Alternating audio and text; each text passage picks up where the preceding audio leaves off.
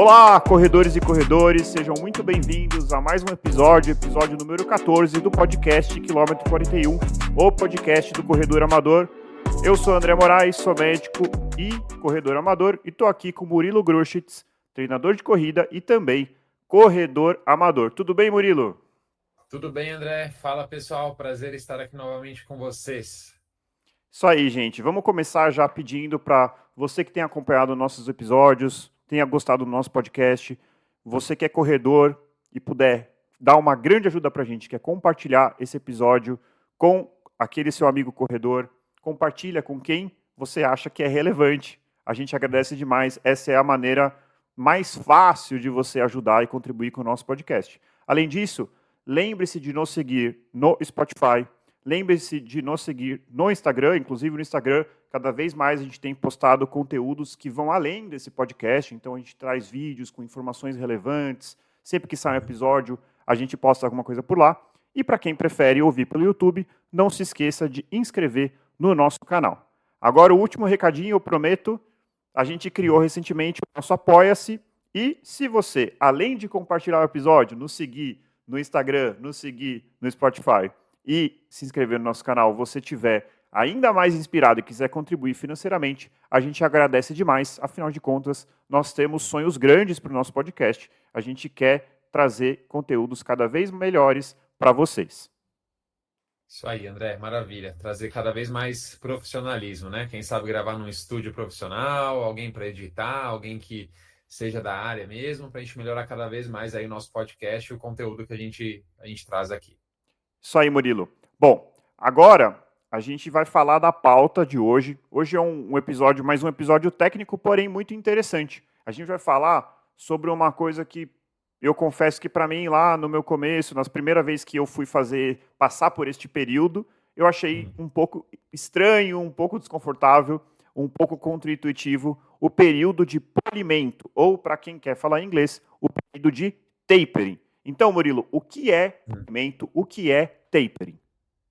Maravilha, André. Vamos lá. Realmente, eu na minha prática como profissional de educação física, treinador de corrida, vejo muito esse estranhamento que você relatou ali na sua vivência pessoal. Quando os alunos vão fazer ali a sua primeira prova, ou principalmente sua primeira prova já de mais longa distância, meia maratona, onde normalmente o período de polimento é um pouco maior, o aluno realmente percebe, né, uma queda na carga de treinamento e acha isso um pouco estranho. Ele pensa, poxa, eu não vou treinar com esse período, o que está acontecendo, né? Agora que eu estou chegando perto da minha prova, o meu treinador vai lá e diminui as variáveis dos meus treinos. Então, já respondendo à pergunta, o que é polimento? Polimento é uma redução progressiva da carga de treinamento antes de uma prova principal, antes de um objetivo principal. Então, aí pode ser uma prova, pode ser uma corrida que o aluno vai fazer no parque, para quem não gosta de fazer prova, mas antes de um objetivo específico para o qual se treinou, se passou por um ciclo de treinamento específico. Certo, Murilo. Então, só para a gente conceituar aqui, então, a gente está falando de carga, a gente não está falando necessariamente de volume, não está falando necessariamente de intensidade, né? A gente está nem de número de vezes que a pessoa treina por semana. A pessoa vai ter uma diminuição da carga, certo? Exato. O conceito é carga de treinamento, é uma redução da carga de treinamento durante um período X antes de uma meta, né? Antes de uma prova específica, um objetivo específico para o qual se fez a preparação, o treinamento todo. E aí, é claro, aí as variáveis, como você mencionou, é o que a gente vai discutir um pouquinho hoje, né? O que a gente deve mexer? Como que a gente vai reduzir a carga de treinamento? Trabalhando com a redução da intensidade, trabalhando com redução do volume, da frequência de treinamento, o que a gente deve mexer, o que a ciência traz de informação sobre o que deve ser alterado nesse período de polimento.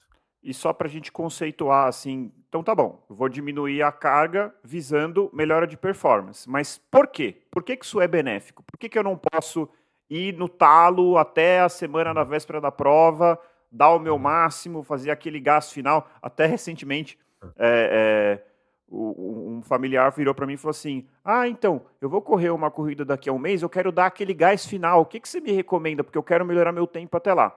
E aí, Aham. infelizmente, o que eu falei, olha, agora não é a hora de dar gás final, você vai fazer ali, você deve provavelmente estar chegando no seu Uhum. pico, e em Uhum. breve você vai ter que começar a diminuir justamente o contrário, às vezes é contraintuitivo. A pessoa vê a Uhum. prova se aproximando e quer dar o gás final. Por que isso não é uma boa ideia? Por que isso não é recomendado? Uhum. Bom, André, acho que a primeira informação importante para a gente entender esse conceito de polimento é que durante o treinamento a gente, teoricamente, não está melhorando o nosso condicionamento físico, a nossa capacidade, a nossa aptidão física.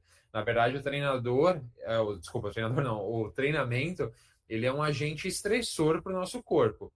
E depois das sessões de treinamento, mediante o descanso, né, o repouso, a correta alimentação, hidratação, sono, o nosso corpo se restabelece, né, uma série de processos fisiológicos acontecem para que o nosso corpo melhore. Então, Uhum, durante o treino, a gente estressa o nosso corpo e durante o descanso, a gente se recupera e tem ali uma melhora, um percentual de melhora bem pequeno, que somado em várias sessões de treinamento progressivas, a gente tem uma melhora do nosso condicionamento físico mais significativo.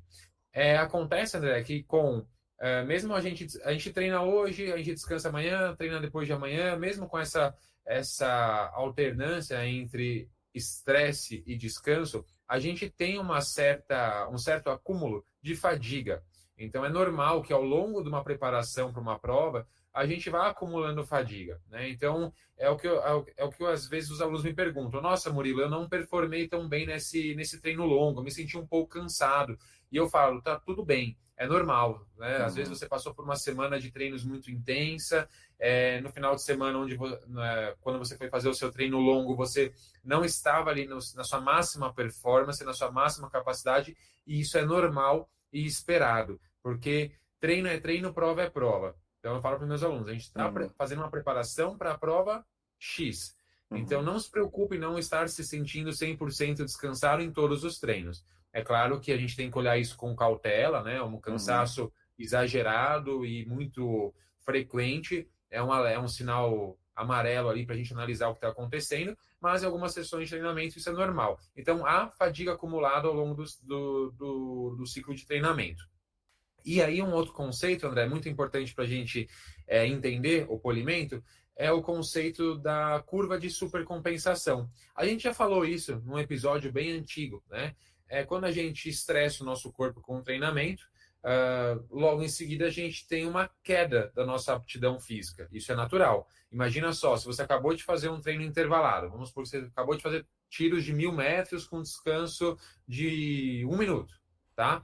Se você tentar fazer esse mesmo treino amanhã, vamos supor, você correu agora à noite, amanhã cedo você vai fazer esse treino uhum, novamente, é bem provável que você se sinta muito mais indisposto para fazer esse treino, e é bem provável também que você não atinja a mesma performance nesse treino que você atingiu na primeira vez, na primeira tentativa. Isso é natural, porque o nosso corpo teve uma queda da sua aptidão física. E aí a gente precisa descansar, como eu mencionei, para que o nosso corpo, que estava aqui num nível de aptidão física, sofreu estresse, a aptidão física caiu, e aí a gente vai ter um aumento da aptidão física para a próxima sessão de treinamento. E essa curva de supercompensação, a gente pode pensar ela treino a treino, a gente pode pensar semana a semana, mês a mês, a gente vai buscando isso gradativamente. E aí, André, aí responde a sua pergunta: por que eu não posso treinar até o talo até véspera aí da minha prova? uhum, Porque a gente vai estar cansado. Imagina só, se eu tenho uma prova no domingo, até na sexta-feira eu estou ali, volume altíssimo de treino, uhum, intensidade alta também, e aí eu vou fazer a prova no domingo. É bem provável que por conta do estresse que foi muito alto dessas últimas sessões de treino, a carga de treinamento muito elevada, é bem provável que somente um dia de descanso não seja o suficiente para que essa curva de supercompensação se conclua, né, se uhum, finalize, e eu atinja um nível de aptidão física mais alto, que é o que eu quero para a minha prova. Então, eu quero chegar na minha prova com o máximo de performance. perfeito. Então, para isso, a gente precisa ter um período anterior a ela, onde a carga de treinamento é reduzida. Agora, quanto tempo e o que deve ser mexido nas variáveis de treinamento, aí cenas para os próximos capítulos. É interessante que, assim, Murilo, tudo que você falou, assim, é uma outra maneira de enxergar. Quando a gente aumenta a carga de treinamento, a gente tem uma vantagem e a gente tem uma desvantagem. A vantagem é a gente estimula a adaptação do nosso corpo. Então, a gente está aumentando carga, aumentando intensidade, aumentando o volume, aumentando a intensidade, consequentemente aumentando a carga, ou o load, seria o termo em inglês. Ao fazer isso, a gente está gerando adaptação. O nosso corpo está falando, caramba, eu estou sendo desafiado a um esforço maior, portanto, eu tenho que me adaptar a este esforço. Porém, a carga de treinamento tem o benefício da adaptação e tem um malefício, que é a fadiga.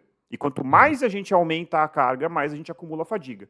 Então, veja, quando a gente chega no nosso pico de treinamento, você está no seu pico máximo de carga, mas você não está no seu pico máximo de performance.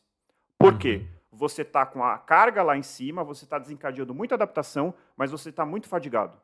O pico de performance vai vir depois, quando você ainda permanece com aquela adaptação, mas você tira da jogada a fadiga e, portanto, você atinge o pico de performance. Então, o pico de treinamento não é o pico de performance. Acho que esse é o grande pulo do gato. E um outro ponto que eu acho que vale a pena a gente mencionar é que, assim, a gente só faz sentido falar em polimento partindo da premissa, ou seja, partindo do fato de que você está fazendo uma periodização de treinamento. Ou seja, você foi progredindo a sua carga e para fazer o polimento, você tem que necessariamente ter tido um pico de treinamento perto da sua prova. Por que eu estou falando isso? Vamos imaginar aqui uma situação hipotética de uma pessoa que treina sem treinador, não tem planilha, enfim, e ela vai correr uma meia maratona. E ela está há 4 meses correndo a mesma quantidade de distância, o mesmo treino, só fazendo uma manutenção. Essa pessoa não teve pico de treinamento, ou seja, ela não chegou no máximo de desencadeamento de adaptação. E também talvez não tenha acumulado uma fadiga tão grande. Então, talvez ela não se beneficie tanto do polimento. O polimento ele faz sentido se você levou a um pico de carga de treinamento. Certo? Isso, e essa pessoa provavelmente já está, que nem você falou, um platô. Uma fase de manutenção, né? Ela está numa homeostase ali, não é mais um agente tão estressor para o corpo dela. Já é normal, né? Aquela carga de treinamento já se tornou algo normal para ela. Exatamente. E esse racional de pico de carga e pico de performance e esse balanço entre desencadear a adaptação e desencadear a fadiga é o porquê que qualquer pessoa que treina sério, tanto no contexto amador, tanto no contexto profissional, ela está sempre passando por ciclos. Ninguém pega a intensidade, leva lá em cima e mantém a intensidade lá em cima para sempre. Por quê? Vai acumular fadiga e eventualmente pode até vir uma lesão. E também, por outro lado, ninguém fica lá embaixo o tempo inteiro. Você sobe, desce, tem performance, depois faz um período de intertemporada e depois você vai de novo fazer novos ciclos, né?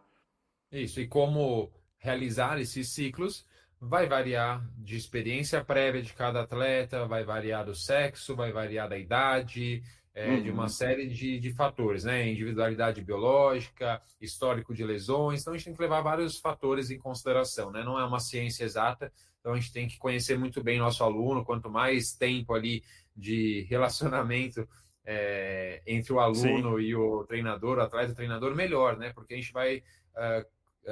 o treinador vai conhecer cada vez melhor o atleta e vai saber melhor como o organismo dele responde às mudanças na carga de treinamento.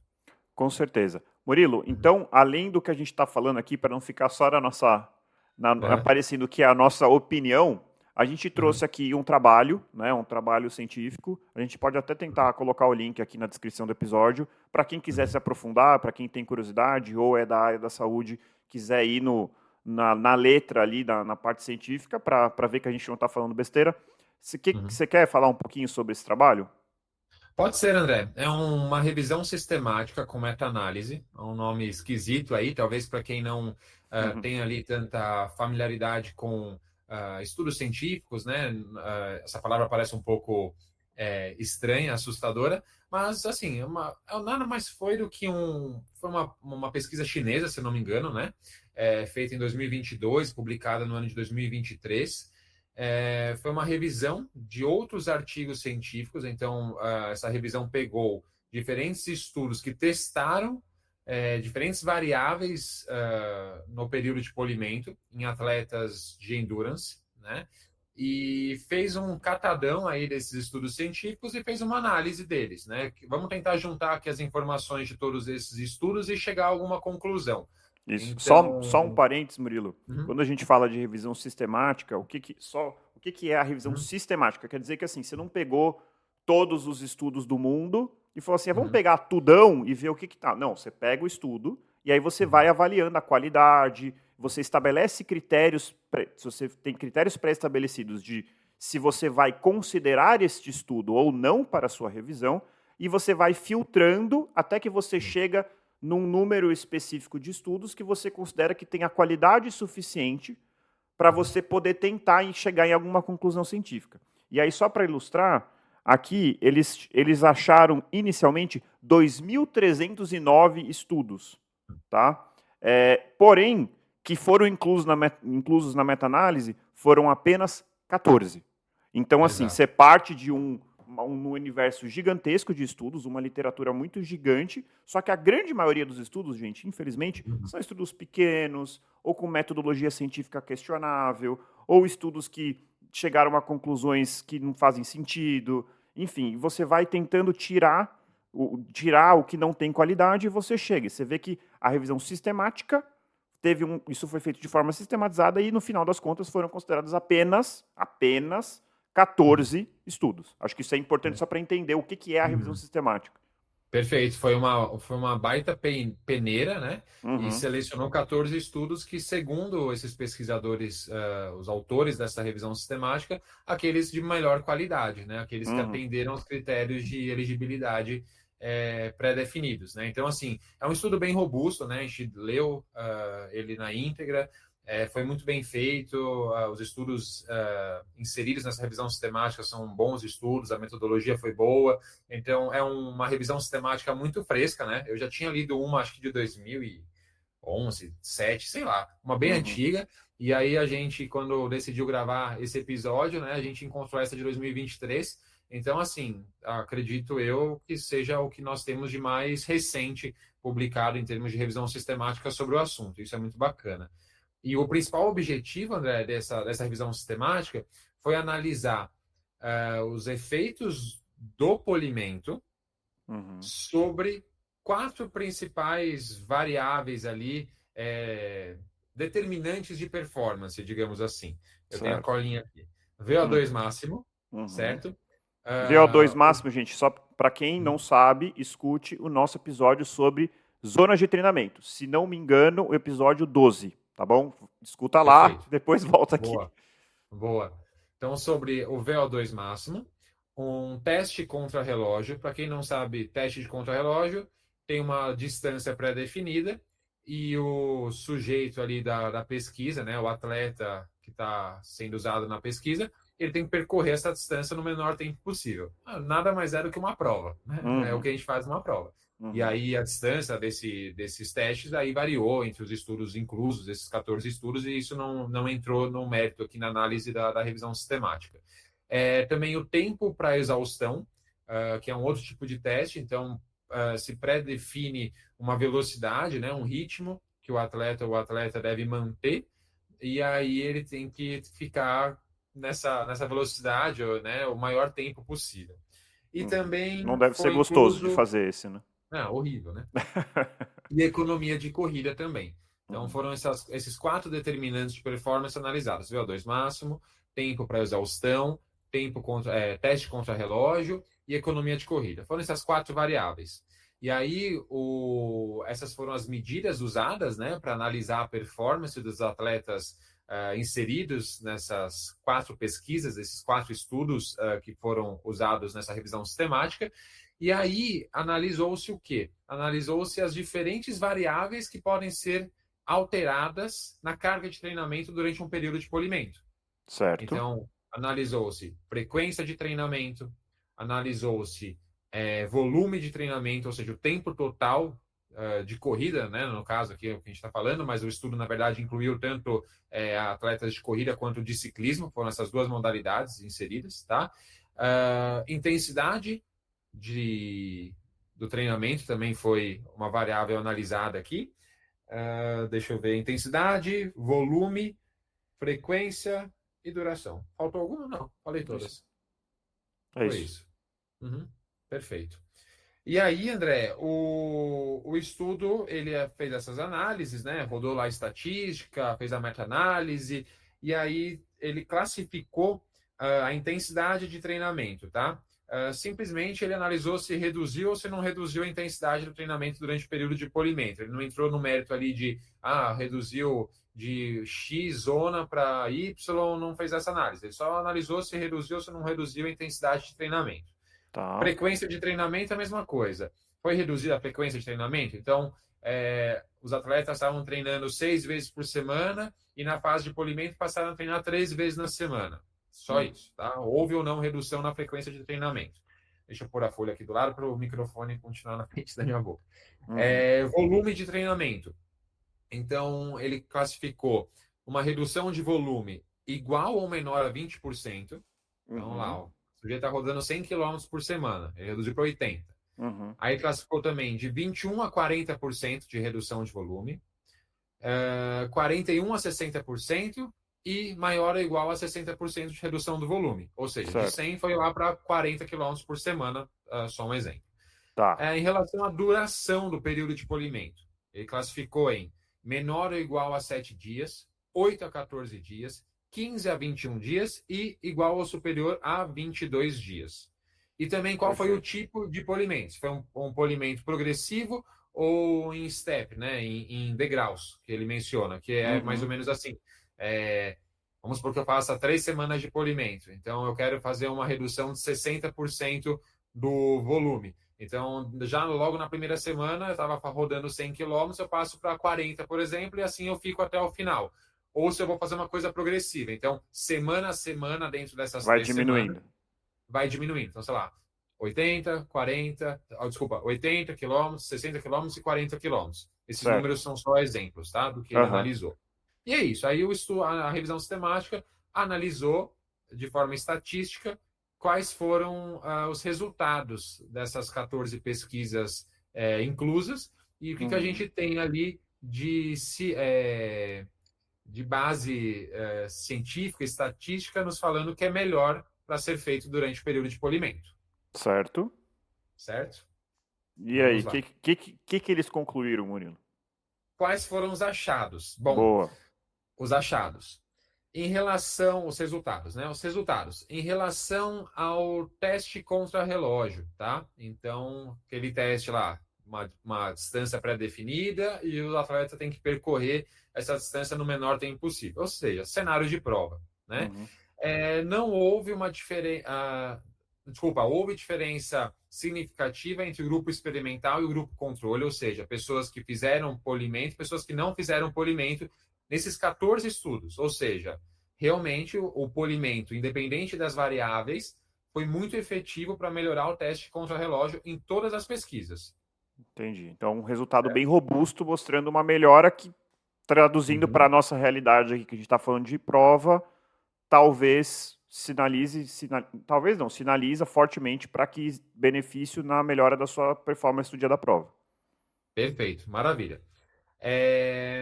Uma redução do volume de 41% a 60% do volume, olha só, então do tempo total despendido correndo, tá? Uma redução de 41% a 60% foi mais efetiva no teste contra relógio. Na realidade, outras reduções do volume, então menores do que 40% ou superiores a 60%, não se mostraram efetivas no teste contra relógio. Então, 41% a 60% foi a melhor redução. Esse é um dado bem relevante, né? Então, assim, mostrou bem benefício, mas não em todos os tipos de redução de volume. Perfeito.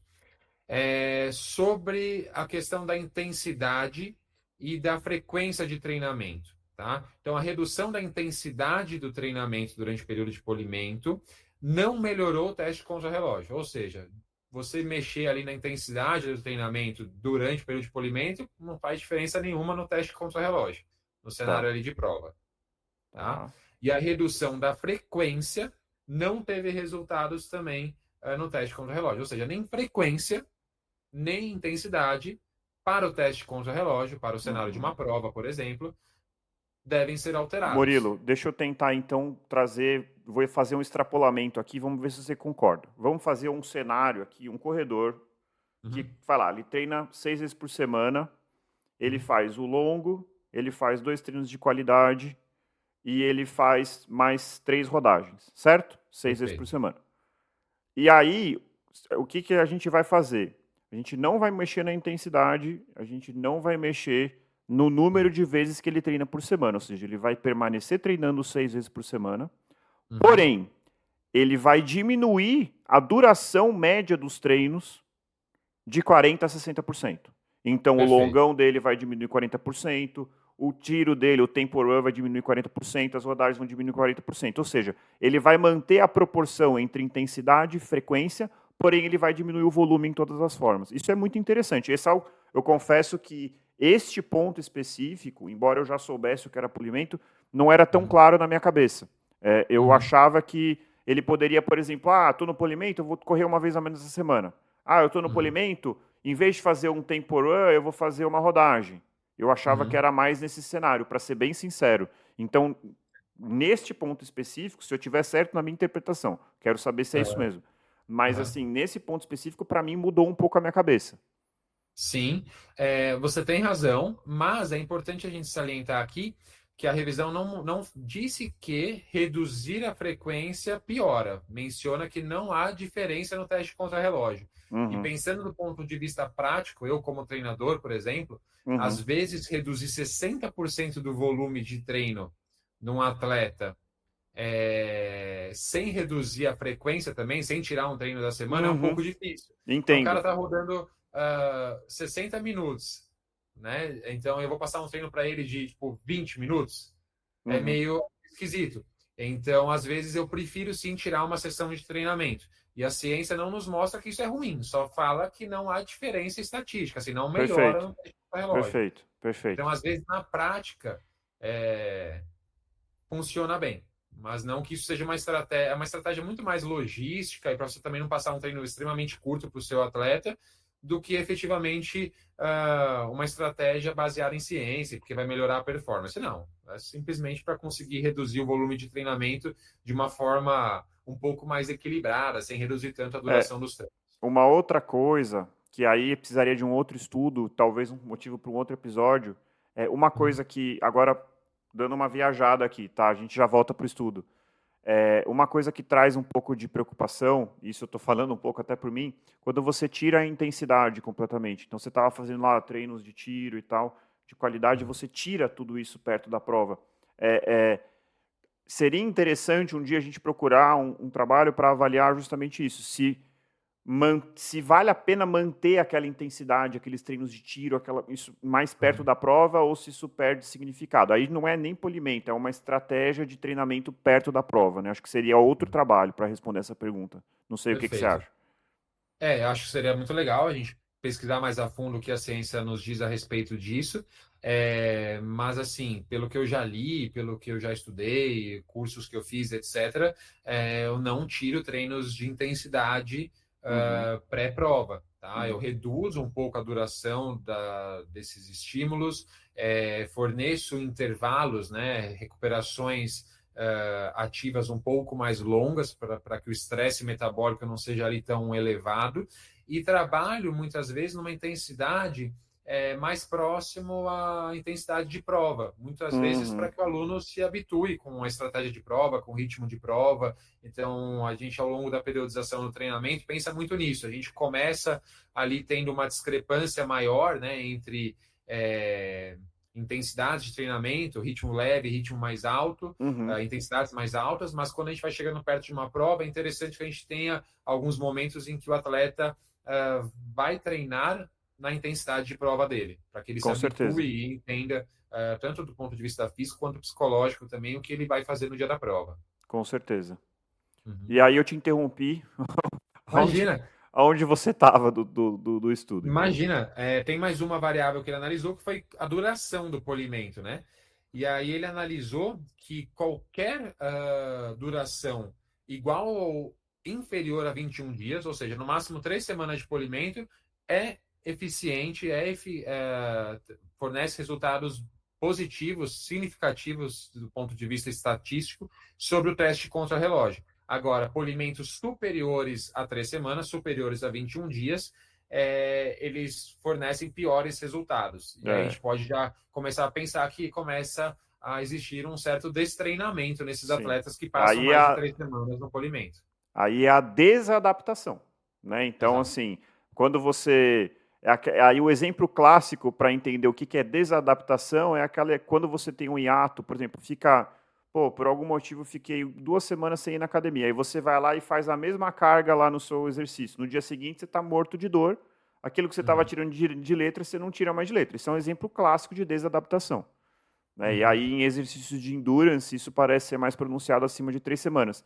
E aí fica para um outro episódio a pergunta: será que 1 semana é melhor que 2? Será que 2 semanas é melhor que 3? Será que e eu acho que aí tem várias coisas, né? Qual é a prova que você tá, para qual prova você está treinando, individualidade de cada um, né? O que você consegue discorrer aí sobre essa variável? Perfeito. Quer que eu já fale isso agora ou passo para as próximas? Pode falar. Que é melhor. Tá bom. Concordo, André. Eu acho que é super importante a gente levar em consideração o atleta com o qual a gente está trabalhando, né? Então, quantas semanas de polimento? Então, abaixo de 21 dias. Nossa, é um range muito grande, né? Eu posso ter 1 dia de polimento, eu posso ter 1 semana, 2, 3 semanas. Isso varia muito de prova para prova. Tem que pensar qual foi a fadiga acumulada ao longo desse processo de treinamento, né? Quais foram as cargas de treinamento que eu impus para o meu aluno? É um aluno jovem, um aluno mais velho, que leva mais tempo para se recuperar? Qual é a distância? Quanto mais velho, mais tempo, né? Perfeito, quanto mais velho, mais tempo. Por conta da duração da prova, então, por exemplo, um atleta está treinando para uma maratona, um atleta está treinando para uma prova de 10 quilômetros, há uma diferença bem significativa na carga de treinamento imposta para esses 2 atletas. Então, consequentemente, a fadiga acumulada também é diferente. Então, numa maratona, eu, como treinador, gosto muito de colocar até 3 semanas de polimento. Para uma prova menor, de 10, 5 quilômetros, muitas vezes 1 semana dá conta do recado. A não ser que seja uma pessoa que realmente necessite de mais tempo de recuperação, talvez para uma primeira prova de 5, 10 quilômetros, talvez para a busca de um RP, seja interessante buscar ali 10 dias de polimento, talvez 2 semanas, mas assim, via de regra, o que na prática é muito feito, e eu já li um trabalho falando sobre isso, mas eu confesso que não peguei esse trabalho para esse episódio, trabalha-se com mais ou menos 1 semana de polimento para a prova de até 10 quilômetros, 2 semanas de polimento para meia maratona e 3 semanas de polimento, 3 a 4 para maratona. Isso assim, de forma bem resumida, mas aí vale a análise do treinador para saber se isso é ou não adequado para o atleta em questão. E eu acho que também tem a percepção individual, né? Conforme o corredor vai ficando mais experiente, ele mesmo pode avaliar, né? Porque assim, o que a gente quer, gente, quando a gente faz o polimento bem feito, o que você quer sentir no dia? Você vai correr uma maratona, você quer sentir assim, os primeiros 10 km você fala assim, meu Deus, eu tô bem demais. É isso que você quer sentir. Dá vontade de correr mais rápido. Você veio treinando, e pela primeira vez naquele ciclo você está 100% descansado. Então a sensação é de que está fácil. É claro que mais para frente o cenário muda. Mas às vezes é muito comum isso. A pessoa que vai correr uma maratona corre a meia maratona e fala, nossa, o que está acontecendo? Eu estou muito bem. Por quê? Porque você passou por um polimento adequado. Então é isso que você quer buscar. Se você está fazendo um treinamento para uma maratona e você está no 3º quilômetro e está sentindo fadiga, provavelmente, ou você saiu muito forte, mas vamos partir do pressuposto que você não saiu no estouro na boiada que a gente já falou aqui. Você foi e seguiu o seu plano de prova. O seu treinador acertou na sua previsão de prova. E no 3º quilômetro você está exausto, provavelmente você está carregando alguma fadiga do treinamento, talvez o seu polimento tenha que ser maior. Então, por exemplo, fiz um polimento de 1 semana para maratona e fiquei fadigado no 3º quilômetro. Para a próxima eu vou testar 2. O que você acha dessa estratégia, Murilo? Eu acho excelente, André. Eu acho que vale também primeiro, eu concordo. Se você já está Hum, cansado no terceiro quilômetro de maratona, alguma coisa aconteceu de errado, né? Ou você não seguiu o polimento de forma adequada, ou você é uma pessoa que realmente precisa de um polimento muito maior, ou você errou em alguma coisa que você talvez nem cogite ter errado, talvez você tenha caminhado muito na véspera, se é. foi para um país diferente, passeou demais, alguma coisa do tipo. Mas eu acho importante essa entre aspas, tentativa e erro, né? Uhum.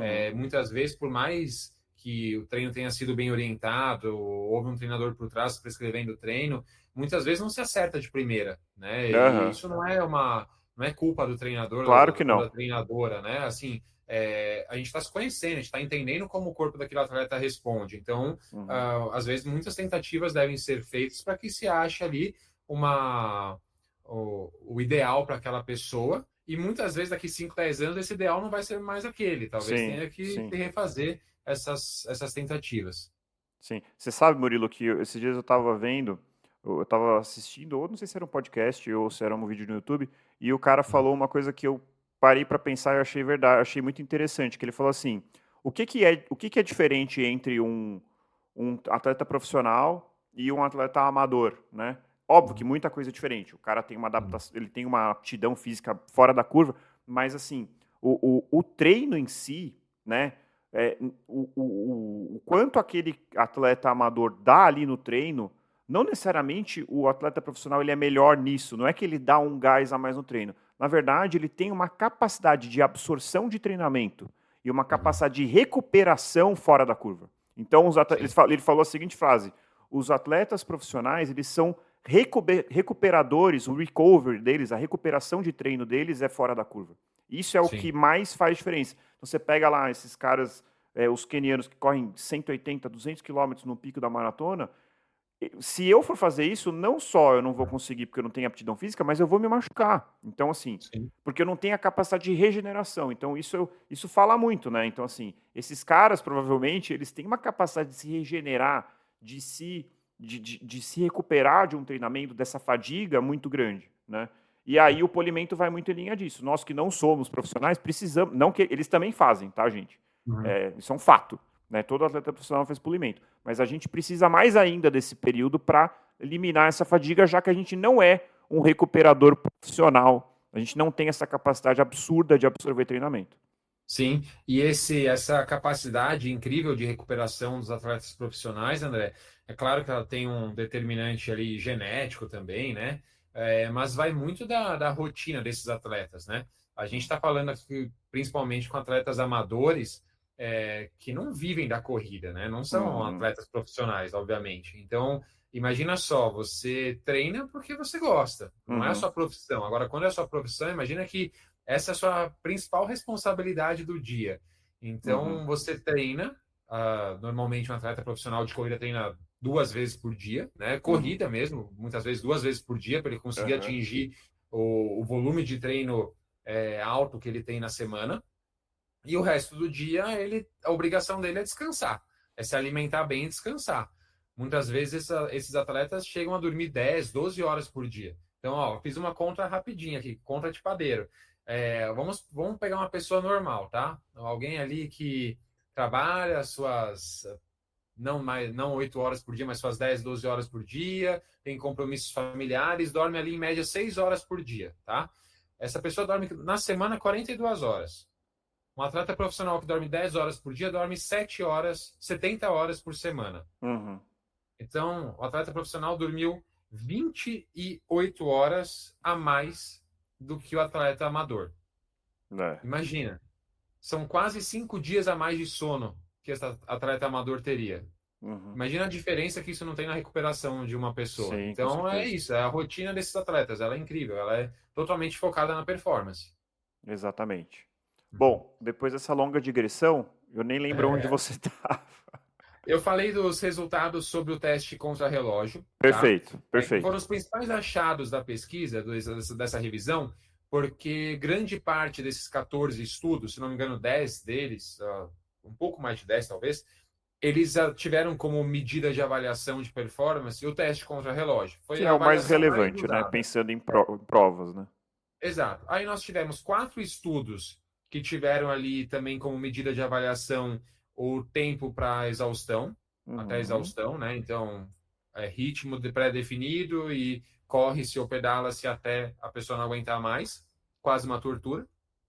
E, e os indivíduos melhoraram, os resultados foram muito semelhantes ao que eu falei anteriormente. Então, de volume, de intensidade, os achados foram muito semelhantes e os indivíduos melhoraram com as mesmas variáveis que eu mencionei anteriormente. E uma coisa que eu achei muito interessante, André, que as outras duas medidas, né, para desempenho que foram analisadas nessa revisão, que foram o VO2 máximo e a economia de corrida, ambas as variáveis não sofreram Uhum. alteração significativa mediante o polimento.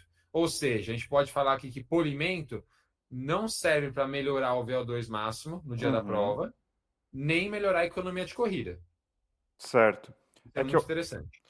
eu acho que assim, tô tentando aqui entender, né? Mas assim, eu acho que o VO2 máximo, como a gente até falou, de novo no episódio sobre zona de treinamento, é algo Uhum. que quando você chega numa fase de pico, isso já está no seu limite, ele não vai melhorar mais, né? E assim, Uhum. a economia de corrida também não vai mudar. O que você vai tirar da jogada é a fadiga. E a fadiga não tem nada a ver com VO2 máximo, não tem Uhum. nada a ver com economia de corrida. Você vai tirar a fadiga do seu corpo. Seu corpo vai estar fresco para, com o VO2 máximo que você já conquistou ao longo do seu treinamento, com a economia de corrida, a força que você já conquistou ao longo desse ciclo, você poder pegar essas duas coisas e usar ao seu máximo. Acho que essa é a ideia, né? Perfeito, é isso mesmo, André. E outra coisa muito interessante também que esse estudo encontrou foi a questão do overload. Uhum. Lembra desse tópico da pesquisa? É a questão de que aumentar de forma um pouco mais abrupta a carga de treinamento antes de se iniciar o período de Ah, polimento sim. pode vir a ser bem interessante, traz resultados mais expressivos ainda Uhum. sobre a performance. Isso Sim. é bem bacana. Que seria o pico de Então, treino, né?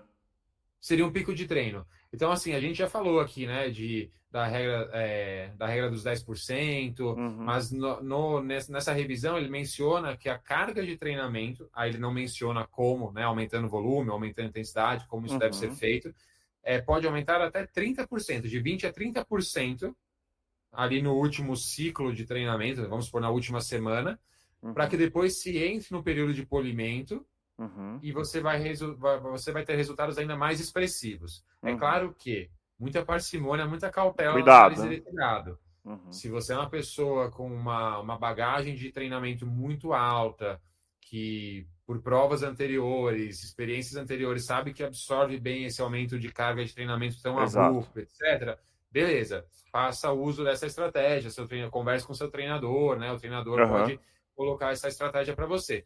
Mas se você é ali, marinheiro de primeira viagem, sua primeira meia maratona, sua primeira maratona, esquece, né? Acho que é muito mais vantajoso você ser mais cauteloso, que mesmo assim você vai se beneficiar de outras variáveis aqui que você pode trabalhar, né? Uhum. E não corre o risco de sofrer uma lesão justo na sua última semana ou nas suas últimas Sim. semanas Colocar de treinamento. todo o ciclo por água abaixo, né? Isso é Exato. importante. Exatamente. E André, só mais uma coisa que eu lembrei que eu ia falar anteriormente, que você estava falando aí do VO2, da economia de corrida, e que aí Uhum. a questão mesmo em jogo é a redução da fadiga. E é isso, né, André? A fadiga, a redução da fadiga, recuperação muscular, então fibras musculares que estão ali danificadas vão se recuperar ao longo do período de polimento. Aham. A carga, né, de glicogênio muscular nas suas células musculares. Então a gente sabe quando a gente está com fadiga acumulada, a gente ali está com glicogênio muscular, talvez o tanque de energia no músculo ali pela metade. Quando a gente passa pelo polimento, por conta do estresse ser menor, o nosso corpo vai gradativamente enchendo esses estoques. Então, esses Uhum. são alguns fatores que, além da redução da fadiga, nos fazem ter uma performance melhor, né? Muito interessante. Então, assim, Uhum. Murilo, para pegar os principais pontos, então, trata-se de uma redução de 40% a 60% Uhum. do volume de treinamento, certo? Perfeito. É, num período que aí é um período longo, mas menor do que 21 dias, Isso. certo? Uhum. Com um efeito especificamente e principalmente no contrarrelógio, ou seja, em termos de performance numa prova-alvo. E aí eu vi que eles pegaram vários tipos de corredores, né? Desde corredores de 800 metros, 1.500 metros, cada estudo pegava corredores diferentes, até maratonistas, meio maratonistas, 10 quilômetros. E isso foi distribuído em todos esses tipos de prova, houve benefício. Exatamente, André. Houve Perfeito. benefícios em todos esses tipos de prova. O estudo ele não faz ali ele não destrincha muito bem, né, em relação à distância da prova. Talvez essa seja até uma falha metodológica e talvez ali uma análise para ser feita numa nova revisão sistemática, talvez. Assim como uma outra limitação desse estudo foi ter incluído atletas somente de alta performance. Então a gente pega ali atletas com VO2 máximo acima de 55, então isso é bastante, é bem alto mesmo, não chega a ser um atleta profissional ainda, atletas profissionais têm VO2 acima de 60, 70, 70 e poucos, mas é um VO2 bem expressivo, né? Então a gente tira da jogada ali talvez atletas muito amadores, muito iniciantes, pessoas que estão começando no universo da corrida, ou pessoas que simplesmente geneticamente não têm ali uma aptidão cardiorrespiratória tão favorecida assim. Mas, extrapolando os dados, pensando que é uma revisão sistemática, talvez das melhores que a gente tem até o momento, a gente pode extrapolar esses dados e, juntamente com o feeling, né, do treinador, a gente pode usar esses dados, sim, na nossa prática profissional, na prática ali da intervenção no treinamento. Maravilha, Murilo. Mais algum ponto sobre o polimento? Não, espero ter esclarecido, espero que ajude bastante, né, a fazer com que as pessoas aceitem melhor o período de polimento. Exato. E o respeitem, né? As pessoas são muito ansiosas, né? E às vezes o período de polimento é muito incômodo, principalmente quando se depara com ele pela primeira vez. E é isso. E esses episódios são muito legais, porque vira e mexe eu mando para os meus alunos. Quando surge uma dúvida, eu já estou tendo uma livraria ali de episódios. Pois é, exato. E aí eu mando, e acho que mais um que eu vou mandar para muitas pessoas, porque as pessoas estranham muito, os atletas estranham muito o período de polimento, e eu espero que a gente possa ter contribuído para que você não ache tão esquisito, respeite, porque você vai ter resultados muito melhores na sua prova, vai ser uma experiência muito mais agradável se você seguir corretamente essa redução de carga de treinamento pré-prova. Maravilha, Murilo. Então eu quero saber dos nossos ouvintes, comenta aqui para a gente saber. Primeiro, se você sente quando você vai para uma prova, se você fez polimento, que você está assim, nossa, eu estou muito bem, caramba, nossa, como tá fácil correr hoje, se você está tendo essa sensação, e se você sente a ansiedade de diminuir a carga de treinamento quando chega a prova. O que eu gosto de fazer é assim, cheguei no pico, aquele último treino, você está correndo com a maratona, você fez aquele treino lá de 32K, que você terminou cansado, você tem que falar assim, cara, a minha parte eu fiz. Agora é hora a parte mais difícil já foi, eu vou ficar 2 ou 3 semanas treinando um pouco mais tranquilo e vou depois aproveitar a minha prova. Isso é uma maneira aí de tentar acalmar a cabeça nesse cenário e não entrar nessa ansiedade. É isso aí, André. Semanas anteriores à prova não se tem muito mais o que fazer. O mais importante é não fazer bobagem para não jogar tudo para o ar. Assim. Então, o mais importante é descansar, se recuperar. Maravilha, Murilo. Então é isso, corredores e corredoras. Encontre o seu motivo para continuar correndo e nós nos encontramos no próximo quilômetro 41. Obrigado, Murilo. Valeu, pessoal. Até a próxima. Valeu.